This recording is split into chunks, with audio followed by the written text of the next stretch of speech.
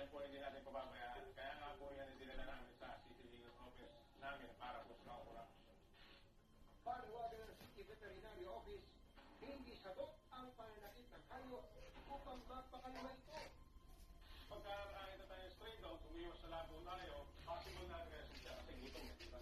Naiinitan, wala sa shelter. Dahil sa pananakit sa aso, nasuspindi ang gwardiya. Ay! Ano nangyari ba eh? Sinubukan natin kunin ang kanyang panig pero hindi na kami hinarap. Ang asong binalo, hindi na muling nakita.